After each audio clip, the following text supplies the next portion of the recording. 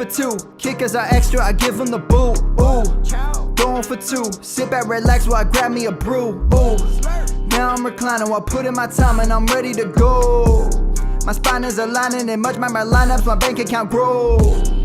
I am so rich, but knowledge is all that I'm leaving it with. Ooh, listen to this. Multiple options, how far can I get? Ooh, DFS Dynasty redraft tonight, I'm not finishing last. I'm finishing past any and all, I am looking to last. What else? This spot is popping and I am so locked in and only opening the door when it is opportunity knocking. And all of these spots keep on talking and talking. So what are we talking? What kind of alignment? And running it deep, even players forgotten or came from the bottom or hitting that top. And this spot is popping, yeah, this spot is popping. And woo! This is the armchair, yeah. Put up your arms, yeah. Sound the alarm, yeah, yeah, yeah. Woo! What is going on, guys? Welcome to episode 358 of the Armchair Fantasy Show. I am your host, of course, Geoff Lambert. You can follow me on Twitter at JeoffLambert77. Of course, we're live every Friday night on Facebook Live, Twitter, Twitch, YouTube, and we're going for 2.live, syndicated in all major podcast networks. We're on our normal time tonight at 10:30. I didn't think we were going to make it at 10:30, but we did.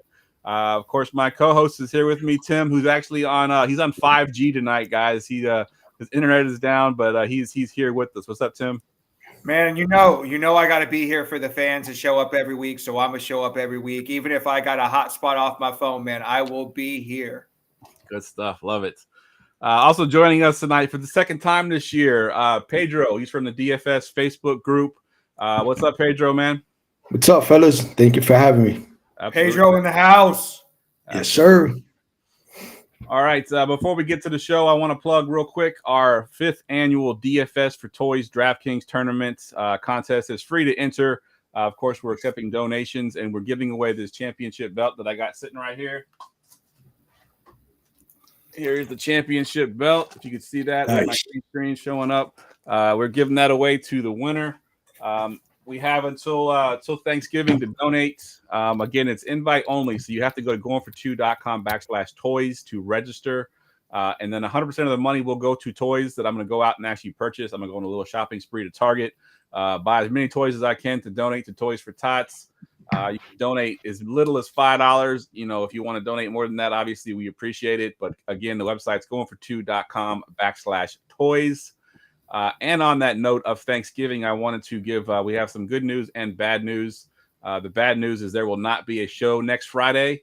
The good news is that's because the show is going to be on Wednesday next week. We're going to do our annual Wednesday Thanksgiving show. We'll break down the Thanksgiving slate, the 3 games for Thanksgiving, and then we'll do the main slate as well. We've already got Garrett. I don't know if he's in the chat yet or not, but Garrett will be our guest that week. Of course, he was our week one $100,000 winner from week 1. So he's coming on to join us for Thanksgiving. So make sure you check us out Wednesday night. All right, let's get to the rewind. The weekly rewind. Rewind. All right, Pedro, last time you were on, you were in Vegas. So I don't know how you're going to top that one, but what do you got for one good, one bad? So I had Mike Evans last week that basically went nuclear. He was a good pick. But where I failed at was I went with Dotson. I like the matchup. I like what I saw the last few weeks from him. He put up a donut, literally zeros all across the board. Like I can't explain it. Sam Howell still did his thing. He still had 300 yards, but I don't know. I guess that's DFS for you. Yeah, exactly. That's DFS. 100% right. Because Dotson was killing it for a couple of weeks there, and I was all over Dotson as well.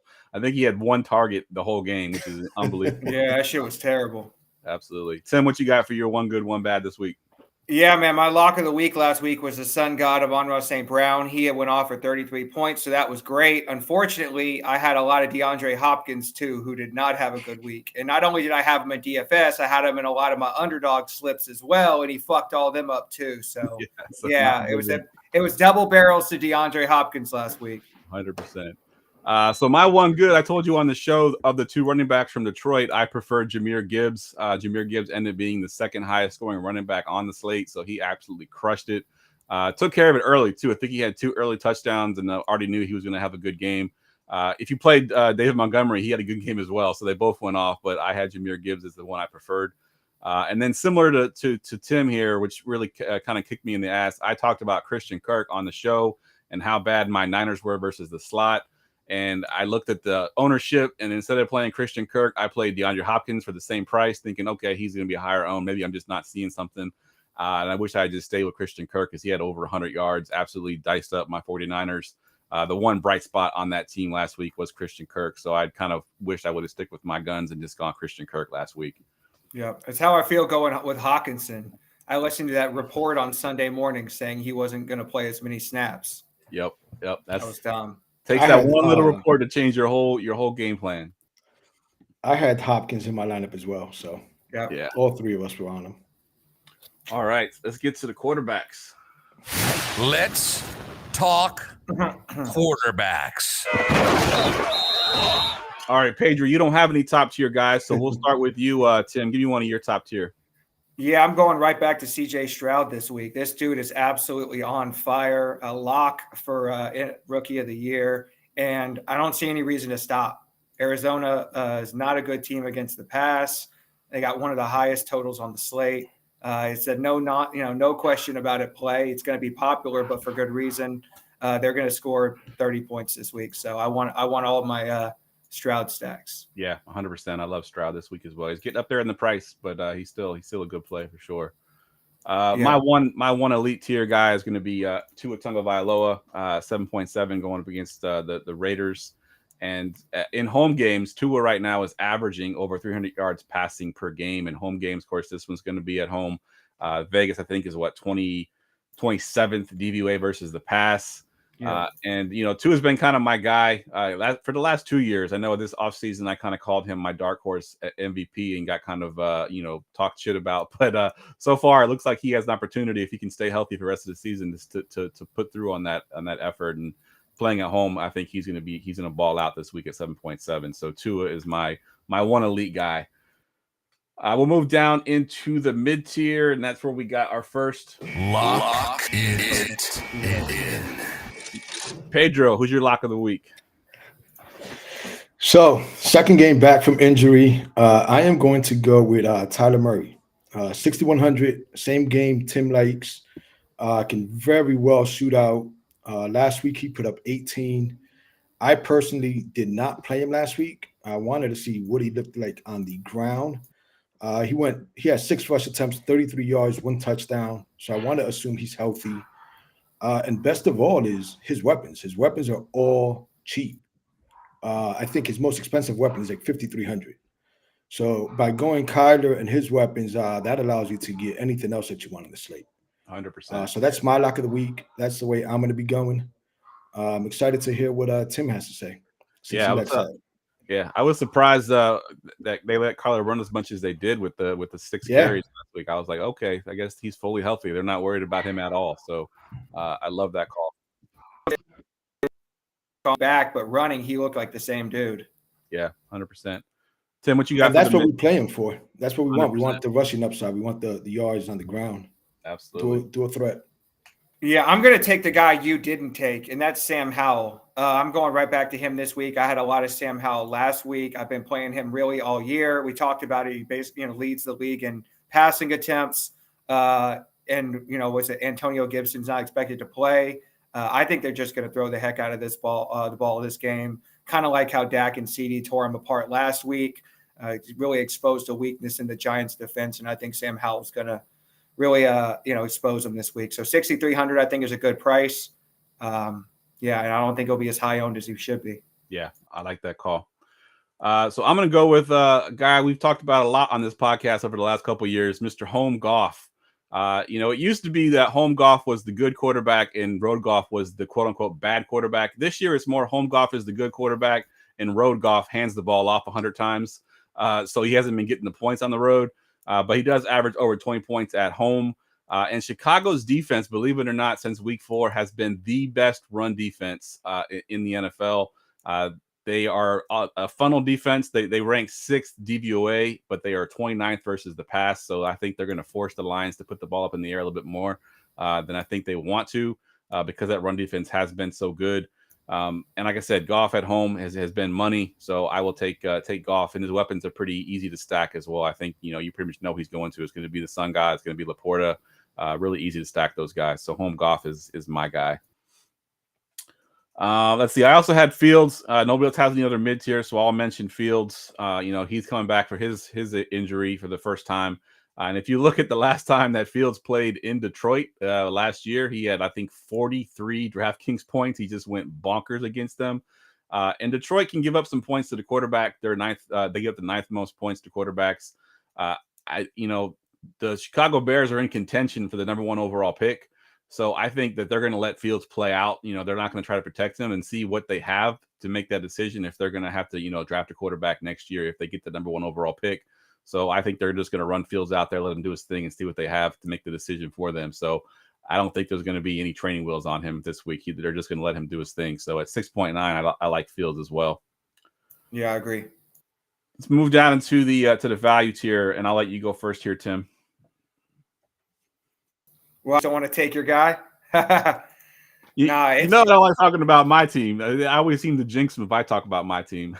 All right, good. Well, I'm glad Pedro posts my team then. I'm going to go with Brock Purdy, man. I like Brock Purdy a lot. I think he's in a really good spot this week. I feel like DraftKings doesn't want to adjust his price, even though he's had multiple weeks over 20 DraftKings points. He's still coming in at 5,800. I think if you play cash games, he makes a good cash game quarterback. He's averaged more than 23.8 DraftKings points at home this year. And he gets a home matchup against the pass funnel Tampa Bay Buccaneers. So I think I love Kyler. I think a lot of people are basically deciding between Kyler and Purdy and cash. I can definitely see both sides of it, but I'm going to go with my man Pedro here and say you should lock in Kyler because, Yeah, Kyler's definitely the play, I think, for sure, with that rushing upside. Pedro, what do you got for your value? So I like Jordan Love this week. At home against the Chargers, he's opened up the season with 3 straight games of 20-plus DraftKings points. Been a little cold lately, but looked better after the bye week. Christian Watson is starting to get healthy now. Dobbs is looking good. Jaden Reed is looking good. And again, all of these guys are cheap. So if you wanted to stack them with 2 pass catchers, that allows you to get anyone else that you wanted to stay, whether that be Tyreek or CMC, anyone. So again, sticking to these cheap stacks that allow you to get up to whatever it is that you want to get up to. Yeah. But at home against the Chargers, 5,600 just seemed a little too cheap for his upside. Yeah, 100% agree there. And he's definitely a pivot off those, Purdy and Kyler that are, going to be much higher owned. This guy's going to be lower owned. So I like that call a lot. All right, let's get to the tight ends. Did somebody say tight ends? All right. Well, Pedro had no top tier quarterback. Tim has no top tier tight end. So I'm going to go to you, Pedro, here. Give me your top tier tight end. So no Kelsey. So top tier for me is going to be Laporta at 5,800. Not too expensive, but we've seen what Detroit wants to do. And as you spoke earlier, this Chicago secondary, Chicago's allowed the most passing touchdowns in the league at 20. So Laporta, St. Brown, we expect all of these guys to go crazy against this defense. Second highest total on the slate at 48. Of the top tier, Laporta is my favorite. Yeah, I like that call on. If you're playing home golf like I will be, Laporta will definitely be in my lineups for sure. So I had Laporta as well, but I have Schultz versus Arizona at 5K. We assume that Noah Brown is not going to play, who's been kind of a DFS monster. I thought he got ruled out today officially. Did he get full? I haven't seen it. Did he? I thought he was doubtful. Okay. Oh, I thought he was out. Okay. Yeah, while you check that up, I know he was very doubtful. He hadn't practiced. Yeah, he's officially out. Officially out. Yeah, so there you go. That's more targets to go around. Dalton Schultz is already getting a ton of targets. He had 6 last week. He had 11 the week before that. He's got a game week 5 where he had 10 targets. They're using him in this offense a ton. And, Arizona's defense is not very good in the secondary. So at 5K, if you're going to be paying up for a tight end and you're not taking Laporta, I do like Schultz as well. We'll move down into the mid-tier, Tim. And since you didn't have an elite tier, we'll let you take the guy that we all have, probably the chalk of chalk. No, I'm going to take the other guy that nobody has, and I'm going to go with Dalton Kincaid. That's if he was almost my top tier guy.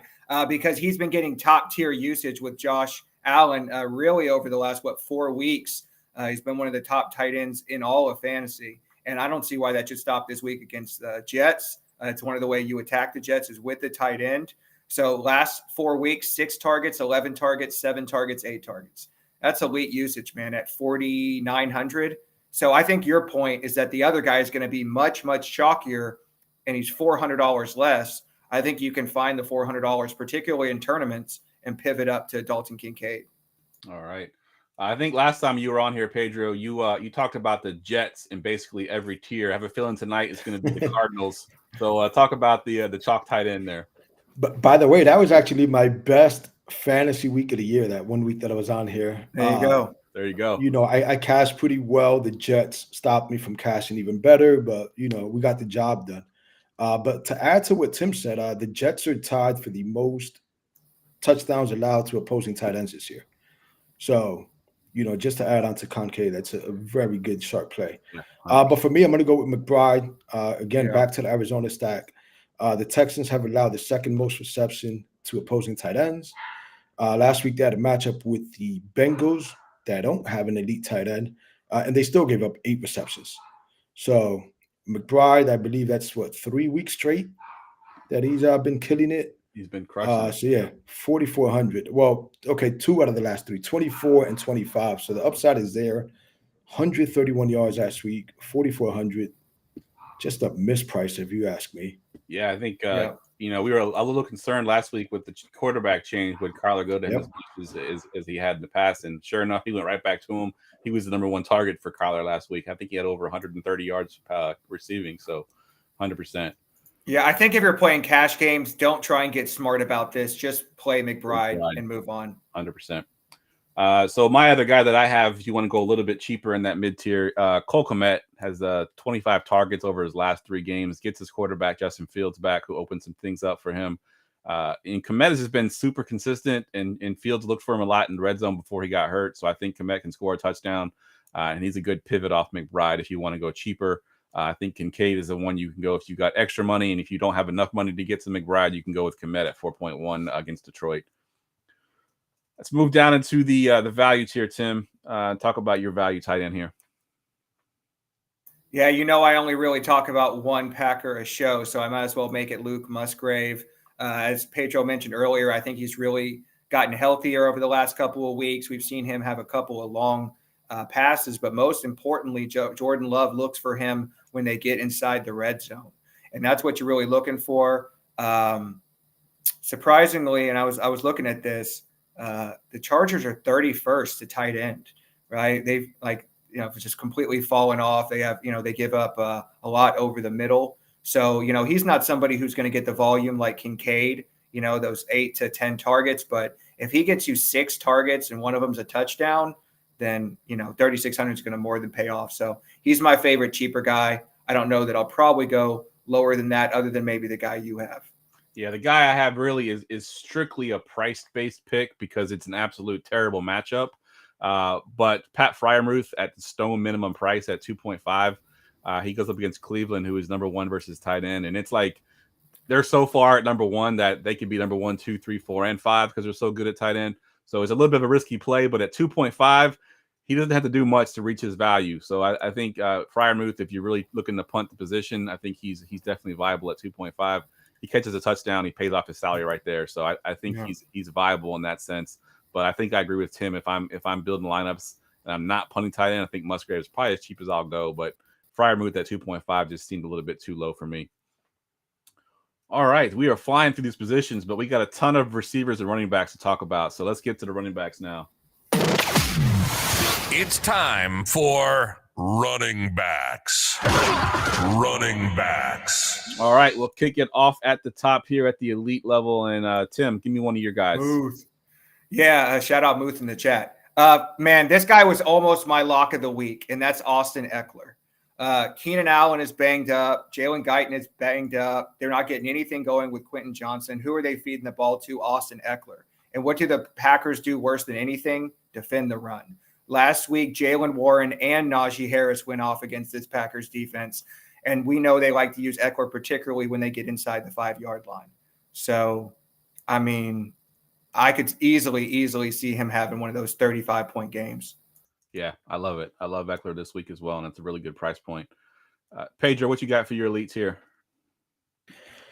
So I had CMC on the list just because we were talking top tier, but in reality, I don't really love it.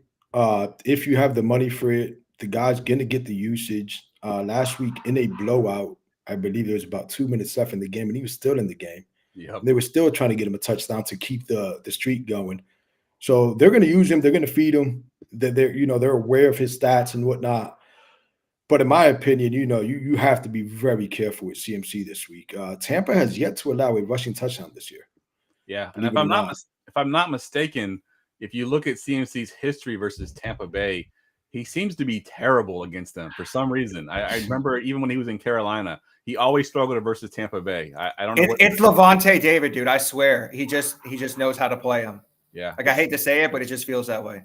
Yeah. So no rushing touchdowns allowed. Bottom 5 in rushing yards allowed. And as far as receiving touchdowns for running backs, they've only allowed 1 all year.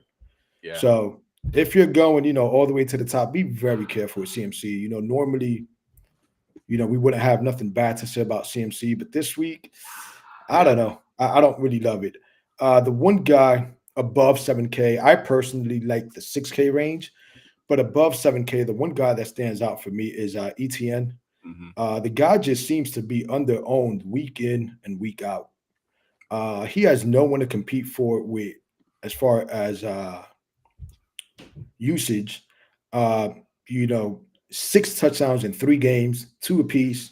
He had a streak of 4 out of the last 5 games, 20 plus points.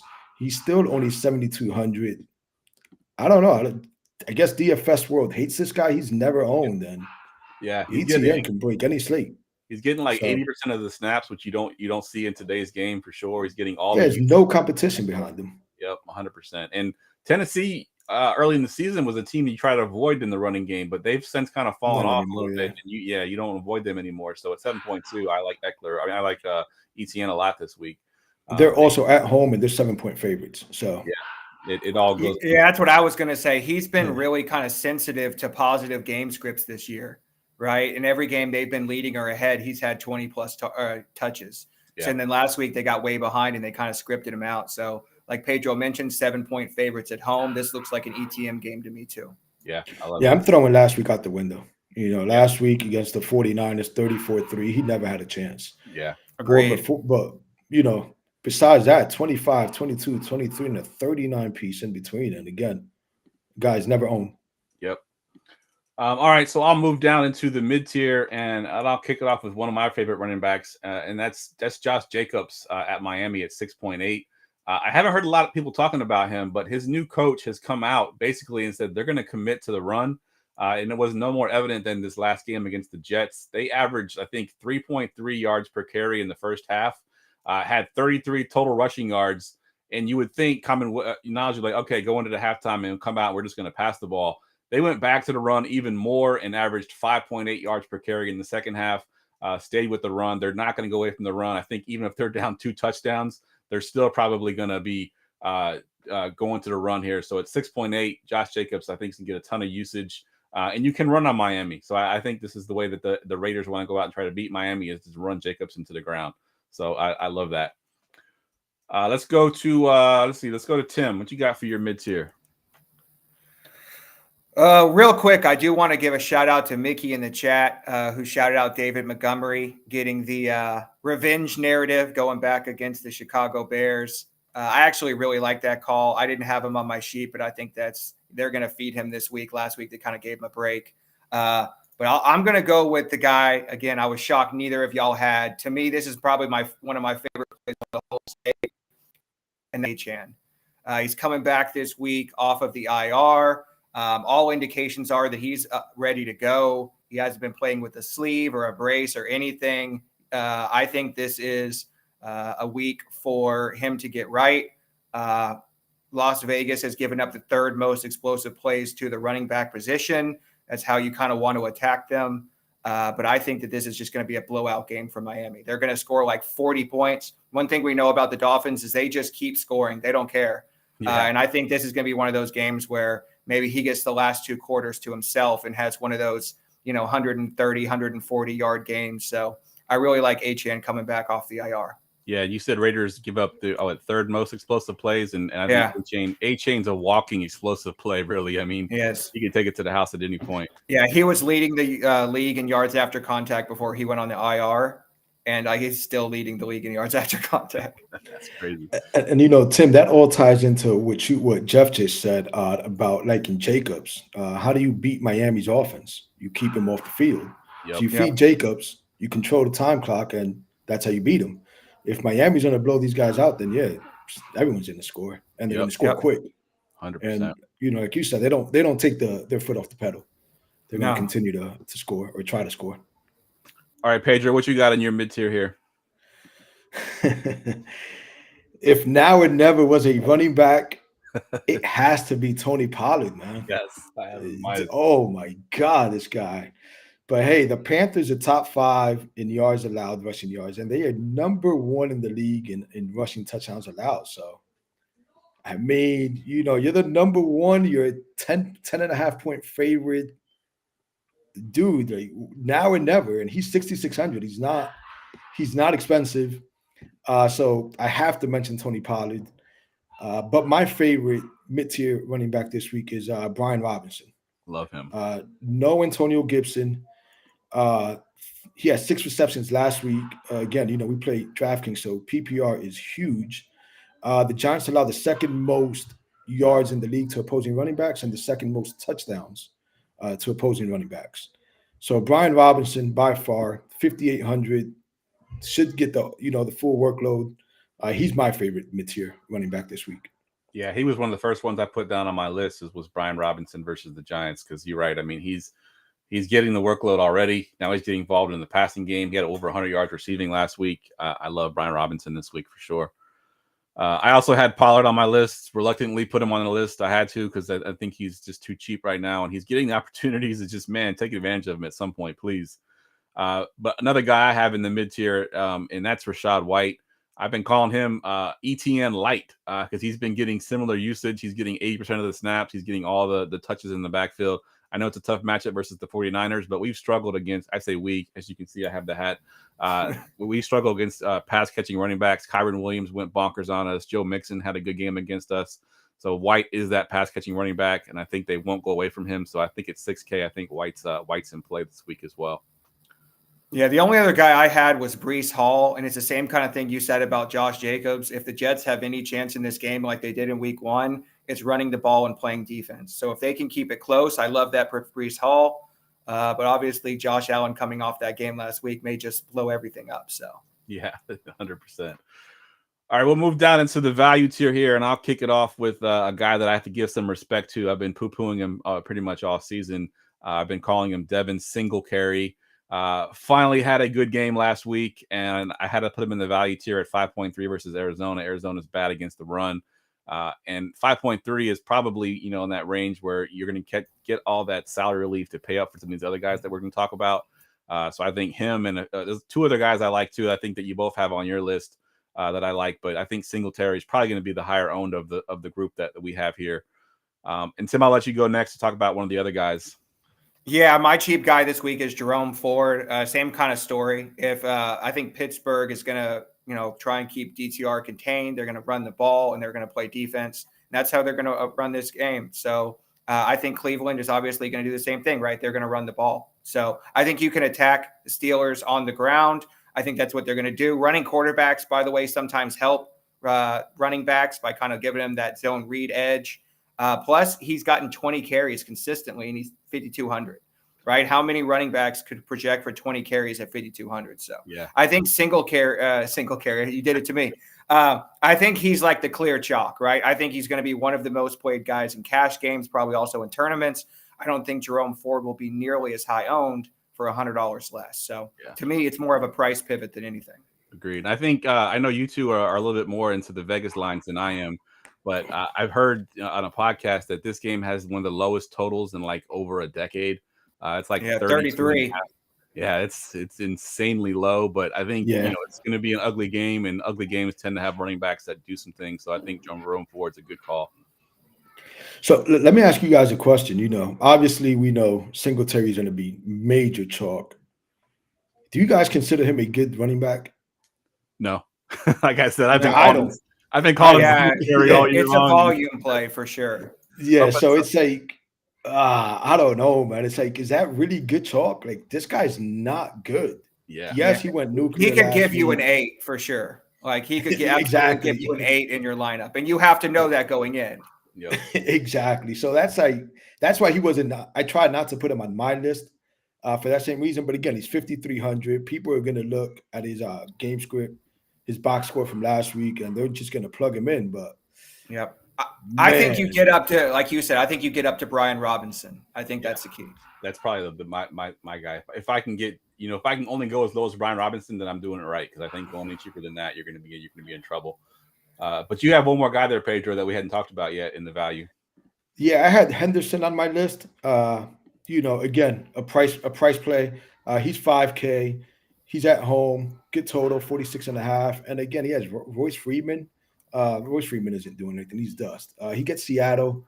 So again, that's just a play, and it's based off of price, 5K. But don't love it. For sure, my favorite range is 6K. 5,800 and above, I would say. Brian Robinson, Pollard. Had one more guy in there, but I don't know how Tim is going to feel about him. Let's hear it.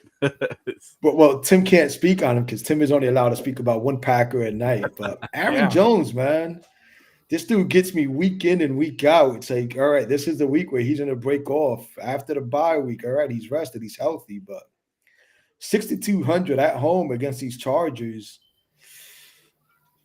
If he's going to be low owned, man, if you're doing a multi-entry, you can take a shot at Aaron Jones, 6,200.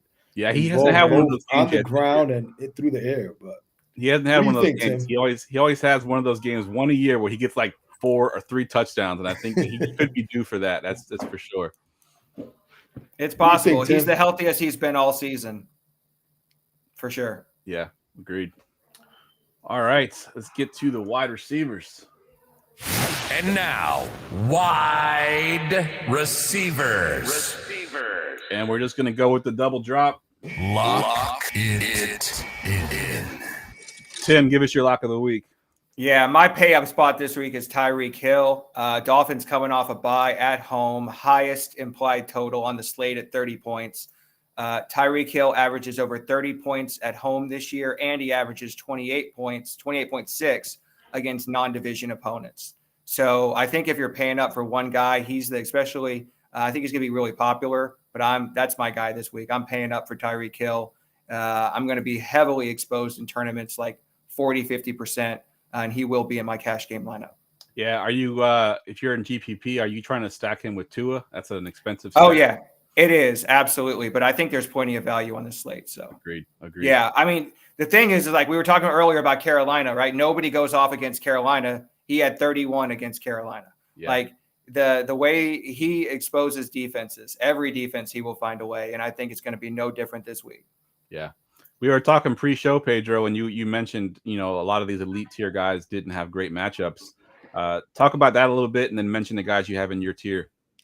Yeah, Tim briefly touched on one of those points. On my list, I had CeeDee Lamb, strictly based off how they're using him the last couple of weeks and what he's done. He's got a record, 10 receptions, 150 yards. I believe it's either 3 or 4 straight games. But when you dig in deeper to this Carolina defense, as garbage as they are, they seem to contend these wide receivers. There's only been 2 wide receivers the whole season that have gone for 100 yards. Tyreek Hill being one of them, and DK Metcalf had about 112 on them, no touchdowns. So, they're good. But again, CeeDee Lamb, the last 4 weeks, my God. And last week, he even got a rushing attempt. He ran one in, a rushing touchdown. So you got him, include him on the list. He was my top pay up at 9,200. 3 straight weeks of double-digit receptions. 11, 11, 12, 151, 191, 158 yards. Hard not to trust him, but the matchup is not great. Yeah, agreed. Shout out to Dave who said CeeDee Lamb for 5 touchdowns. Yeah. Shout Dave Mills. Let's see. I'll talk about the Sun God a little bit versus Chicago, 8.8. I think in the elite tier, he has the cheaper price tag than some of the guys we talked about. Also has probably the better matchup versus Chicago. We mentioned how good the Chicago run defense is at 8.8. The Sun God's always sort of the apple of Goff's eye. So I think he's going to get plenty of options there. He has, I think, similar upside to some of the guys we just talked about, but I think his floor is higher than them. So 8.8, I like Amon-Ra St. Brown here. Pedro, I'm gonna let you talk about one more guy here in the elite tier. He's usually my guy. I've dubbed him copy paste because I just copy pasted his name every week onto the sheet. But he's gotten to the point where he's so expensive that even I can't afford to pay it. But you put him here, so talk about Keenan Allen a little bit. It's sort of like the Anthony Davis of football. So every week you play him, but you just don't know if he's going to go back to the locker room. But Tim touched on this earlier, and this guy is just fed. Sort of like Eckler. They're gonna feed him. And if this game turns into a shootout, which I like the Packers side, I believe you can score on these Chargers. The dude had 14 targets last year, 175 yards and 2 touchdowns. So hard not to like him.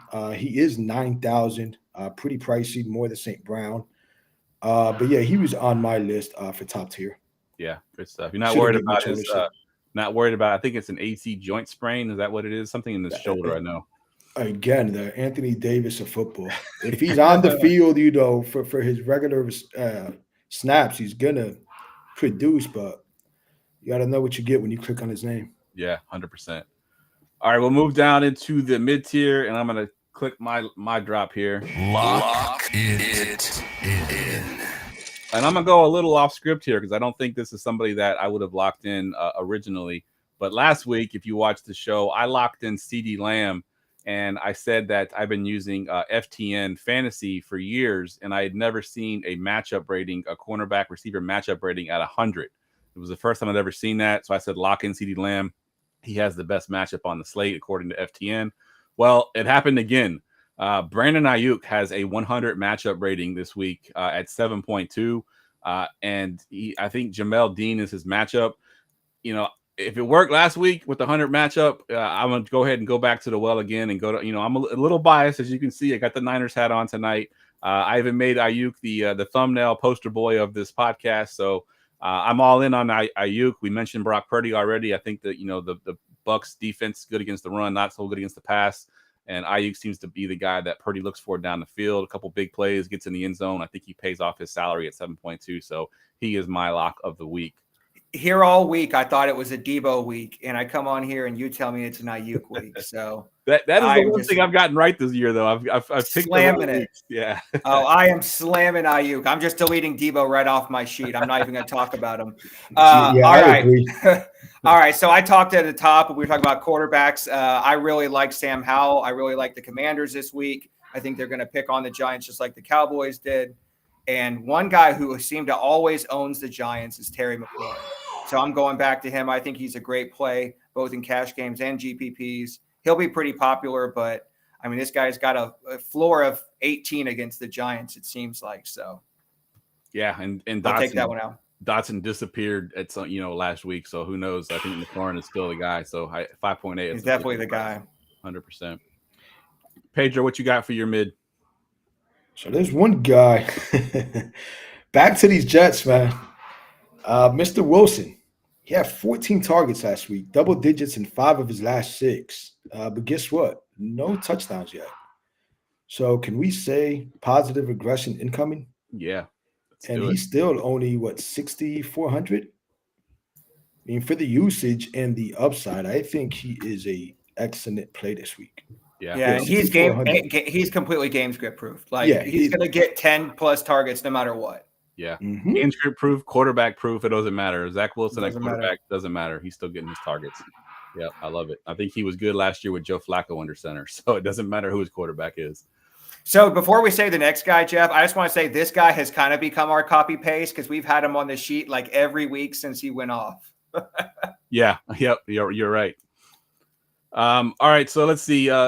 Let's go back to you, Tim. I still got a few more guys on my list, but let's go back to you and give me one more of your guys. Yeah, that guy is Tank Dell. Tank Dell. I had him as a sick call earlier in the year. Then I had him as a lock of the week. Micah had him a lock of the week. He's kind of become the official wide receiver of this podcast, and I'm going right back to him again. He was number 1 in expected fantasy points last week, even though Noah Brown had a bigger game just based on his usage. And now Noah Brown is officially out. And then he's cheaper than Nico. I think he's $600-700 cheaper than Nico. Yep. So I'm going right back to Tank Dell. He also has, saw this. He has the 4th highest target share when he has the Arizona Cardinals corners king. I can keep up with him. So again, both of these guys are going to be really popular, but I think he's an absolute smash play. He could give you a 30 at 5,900. So yeah, I love that. Love that. Beautiful run back on that Arizona stack. Yep, 100%. I'm going to go with another guy that's a little bit unorthodox that, I haven't seen talked about a lot and hasn't had a really good season. Only has 1 receiving touchdown all year. And I'm going back to the fact that my Niners are absolutely terrible against the slot receiver and Mr. Chris Godwin at 6.8. I think, Mike Evans will be the more popular play. I think he's been good this year, but Godwin's kind of struggled. I think he finds a way to get loose. We give up the 4th most receptions and 3rd most yards to slot receivers. Godwin's in the slot 40% of the time. So I do think Godwin has he's not going to have a huge game, not going to have one of these like slate breaker games, but he can have a game like Christian Kirk did last week where he gets like 18, 19 points at 6.6. I'll take that. So Godwin's kind of my unorthodox mid-tier guy that's probably not going to have much ownership at all. Let's see. I'll mention a couple guys that we still have in the tier, and then we'll move down into the value. I had Nico there as well. I had Tank and Nico. I think both are viable, especially with Noah Brown being out. I think that whole offense is viable. I also have DJ Moore with Justin Fields coming back at 5.6. Yeah, that's a good call. So I think Moore can have a good game. He hasn't had a big game since his explosion in week 5, so I think he's due for another big explosion. So DJ Moore 5.6 is too cheap. Let's move down into the value tier here, and we'll start off with you, Pedro.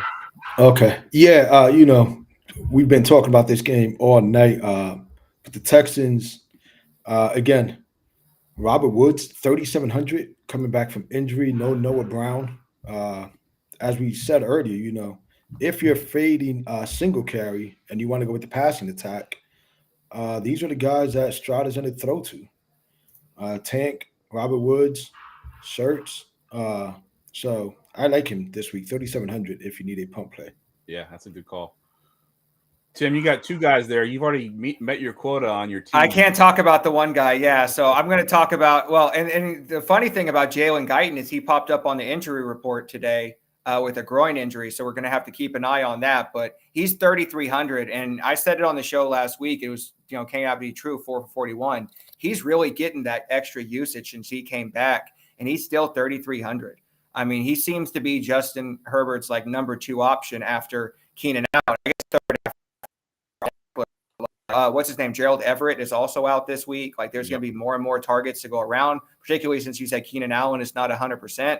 If Jalen Guyton plays in this game at 3,300, I think he's got 20-point upside at 3,300, which is just, like you said, not something that you usually see in these pump plays. Yeah, and he was your sick call last week that paid off. We finally he was my first one in a while. Yep. And that's the thing, like he's not like and I don't want to talk bad, but it's like a Wan'Dale Robinson where he's like going to maybe get you 10 points at the most, and you hope he falls in for a touchdown. Like he will actually catch the ball 20 and 30 yards down the field. So you have a chance at some upside. Agreed. Again, he could also give you like a 7. So that at 3,300. Yep. You're always, anytime you're paying for a guy that cheap, you're going to get something. So I have a guy that you wouldn't talk about because you've already met your quota for the week. Jaden Reed versus the Chargers at 4K. He's got 18 targets over the last 4 games, and Chargers are bad versus the pass, 25th DVOA versus the pass. So I think that price point and, in the things that he can do in this offense at 4K is definitely viable. He says because he can't. What did he say? Because he can't throw the ball 5 yards without turning it over. I love it. Hey, by the way, Eric is a big Packers fan. Yeah, he's not wrong. He's not wrong at all. We were talking about if I had a whiteboard right here in my background, it would say Jordan Love is trash. So it's really hard for me not to feel that way. Fair enough. I got Jaden Reed, and then I put him on the list. I don't love the play, But it's like to get to the point where like who else are they going to throw to? I have Quentin Johnson at 4.2 because we mentioned the guys that are injured. We mentioned Jalen Guyton being a play. Like he's a rookie who struggled most of the season.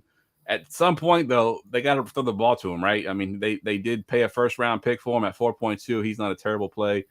He's one of those receivers that could break the big play down the field. So I'll add him to my value tier. I won't have a ton of exposure to him, but I just got to put him on the list as a guy that could potentially go off. All right, let's get to the defenses. Defense. All right, Tim, kick us off here. Yeah, I think the pay down defense is the Jets this week. I think you're trying to save money, pay up for those, high end running backs, high end wide receivers. So I think you got to kind of pay down a little bit at defense. I think the Jets is probably as low as I want to go. I can't talk about the Packers, but I think that they're the pure punt play where they won't give you a 0.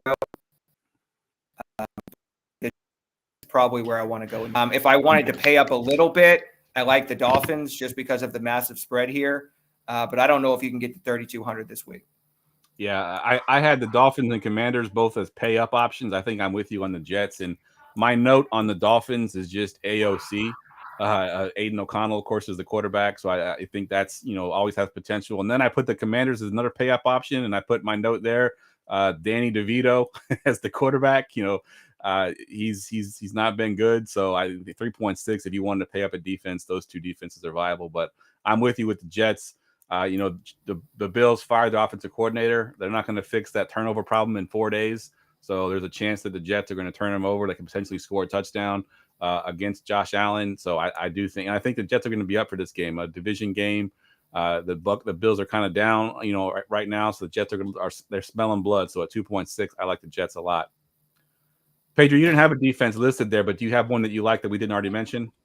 No. I tend to build my lines, and then where I land that defense, that's where I go. I don't like to prioritize any defense. But to add to you guys with the Jets, Josh Allen is a lock for what? 1-2 turnovers a week at the minimum. Yeah. 1 interception, 1 fumble. But to add to that, maybe the Steelers. Who's starting at QB for the Browns? Yeah, it's DTR. Yeah. 100%. And we mentioned, that game total in that one game at 33 is the lowest in the last 20, 30 years. Yeah. If not longer. If you can get up to the Commanders, they're bad, but that Giants O-line, my God, anyone can get through that O-line. So 100%. But no priorities for me. I'll build out my line and then take it from there. See what's left. Yep. That's kind of what I do too. I build my lineup, and then whatever defense happens to fit in there is the one I'm going with. Hey, Aaron in the chat likes Houston. Stay sharp. Okay. All right. All right, let's get to the stacks. Goingfor2.com's weekly stack report. All right. I think if you've been paying attention, you can probably figure out our stacks, but why don't you go first here, Pedro? Yeah, just 1 second. I am going to go with Kyler Warzone Murray, Michael Wilson, Terry McBride, and running it back with Tank Dell. That leaves you $6K per position to fill up the rest of your lineup. Yeah. Arizona for the win, baby. That's beautiful. I love it. Tim, what you got? Yeah, I'm going on the other side with CJ Stroud, Tank Dell, and Trey McBride. Yeah, that game is going to be stacked to hell. I think Perfect. you're going to see a bunch of those stacks. So I love that. I'll go a little bit off the beaten path, and I'm going to take Mr. Home Golf, the Sun God, Laporta, and then bringing it back with DJ Moore. I don't know if I'm going to double stack them, so I'll probably pick either between Sun God or Laporta. I don't know if I'll take both of them, but I'll get one or the other. But I will bring him back with DJM. I think he's the most important on the other side there. So yeah, I agree. That's my stack. All right. If I had to throw an extra stack in there just for fun, getting your lock of the week in there, it's Purdy and Ayuk. I think I'm going to have a lot of that as well.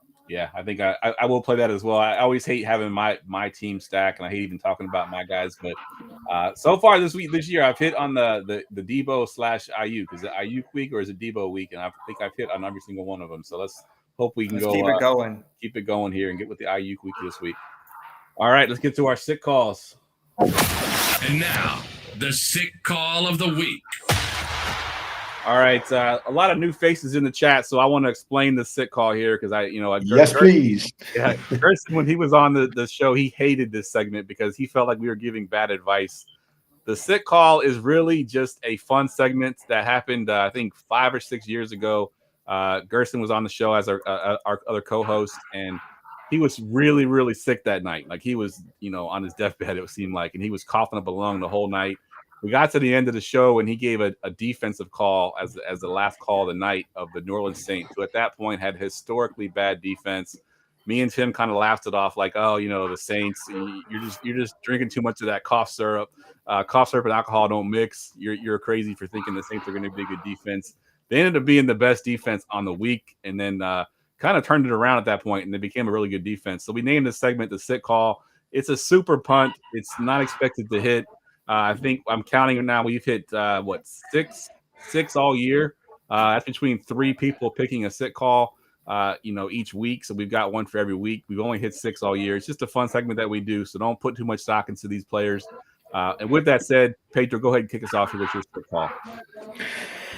So if this team had a viable quarterback, in my opinion, they'd be one of the better stacks this week. Yes, the offense sucks. The O-line sucks. But, man, that secondary that they're going up against, anyone could cook them. Yeah. It is from the New York Giants. I am going to go with Darius Slayton at 3,200 against that Washington secondary. Sit call of the week. I like it. Tim, what you got? Yeah, I'm going to go with Tyler Conklin at 2,900 against the Buffalo Bills. He's had 13 targets over the last 2 weeks. And, like we talked about, there's not a lot of pay down options at tight end this week. And I think that's a way to get a little unique exposure to that game. So I think everybody, like I talked about earlier, I think a lot of people will be paying up for Kincaid. Most people will skip right over Gronklin. And, all you need is for him to give you another 15-point week. If you hit everything else, then you're golden. So that 2,900 may be the extra value you need this week. Yeah, I like it. My sit call is a stone minimum wide receiver, which if you watch the show for a few years, I love these kind of guys because they just give you one big play. But this guy's actually been pretty decent over the last couple of weeks. He has 13 targets over his last 3 games, has over 60 yards in his last 2 games. Will Levis seems to be looking his way. He's got 5 targets each in the last 2 games, and that's Kyle Phillips at Jacksonville at 3K. Again, the Stoneman receivers don't need to do a whole lot if they can, get 5 targets like he has. If he gets 5 for 60, which is what he's been doing the last couple of weeks, that's 11 points. That's almost 3 times value. So you love that. So Kyle Phillips is my sit call of the week, and I think I actually feel fairly confident with this sit call. I had some pretty bad ones recently. This one I actually kind of like, so I like Phillips this week. He also had a red zone target last week. Good call. Yeah, I didn't know that. So that's another good call for sure. Yeah, shout out to John in the chat, one of our longtime listeners, who pointed out that on the Halloween show, Gerson did it again. At the end of the show, we were talking about defenses, and he said the Broncos, that they could upset the Kansas City Chiefs, who at that point had won like 15 straight games against the Broncos. That's right. That's right. And then he called it for minimum price. So, yeah, sit call lives on, baby. Yeah, 100%. All right, that wraps the podcast up. I want to thank you once again, Pedro, for coming on, man. I always love having you on the show, and of course, it's always a pleasure. Hopefully, we have the same kind of luck that you had the last time you were on the show, and you crush it once again. But go ahead and plug your Facebook group, plug your Twitter handle, and anything else you want to talk about. Just DFS Masters, Daily Fantasy Sport Masters. We have daily threads for everything fantasy related, season long. Daily NBA, UFC on the weekends, sports betting. Everything's free. Nothing's paid for. No content behind the walls. Everything we do is for free. I've personally got a fundraiser going for Thanksgiving, where for every like I get on my post, I'm going to personally donate $1 towards a food bank in my local neighborhood. But yeah, come by, check us out. Let's all work and hopefully win together. Good stuff, man. I love it. And I made sure to go through and like that post as well. So it's a pretty cool cause. I like it. Yeah, DFS Masters is a great group. We talked about it before. We all met in Masters, so long live DFS Masters, man. And another thing I'll shout out, I've noticed a lot of DFS Masters, when they win money, they give it back to the community. I see y'all running a lot of free rolls and stuff. Yes, Man. So all the time. That's the best kind of community, man. Everybody's winning together. So I love that. For me, you can find me on Twitter at Keto DFS, and then my Facebook group is the DFS Roundtable. Every week I do a thread, gather the best information from all around the internet, and put it in one thread for you. So join me. Good stuff. As always, guys, you can follow me on Twitter at Geoff Lambert 77. I too have my Facebook group, the DraftKings group, where I post my blended ownership. I basically have a subscription to 5 different sites that do ownership, and I just take them all and blend them together and put it into one spreadsheet for you. So I do that once a week. So you can check that out at the DraftKings group Facebook group. Of course, you can find me, like I said, on Twitter. And plug one more time the charity contest for Thanksgiving.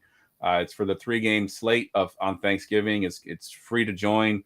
Donations are requested, but it's goingfor2.com/toys where you can go get registered. And then little birdie, I want to just point it out there. If you do plan on joining and you haven't donated yet, there's going to be one of my big donators is actually going to run a 24-hour donation match on Monday. So hold your donations back till Monday, and she's going to match every donation that we get on Monday for 24 hours. So I'm hoping to get some good money there raised on Monday for that. We're I think $730 raised right now. Our goal is 1,000, so we're almost there. We'll get there on Monday. Let's 100%, go. 100%. For Pedro, once again, thank you for coming on, man. I always love having you on. As always, Tim, crush it as usual, and we will see y'all next week. Thanks, fellas. Sir.